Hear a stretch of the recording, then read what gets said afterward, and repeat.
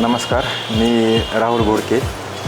माझा 2.5 वर्षाचा मुलगा आजारी पडला होता. त्याला सर्दी, ताप आणि खोकला झाला होता. तर मी माझ्या मित्राने सांगितल्याप्रमाणे दीर्घायू हॉस्पिटलमध्ये त्याला दाखवण्यासाठी आणलं. तर इथं डॉक्टर रितेश सरांनी त्याच्यावर योग्य उपचार करून त्याला पूर्णतः बरं केलेलं आहे. त्याला 3 दिवस या ठिकाणी दाखल करण्यात आलं होतं. 3 दिवस त्याच्यावर योग्य उपचार झाले. त्या लॅबमध्ये त्याच्या व्यवस्थित सर्व चाचण्या झाल्या.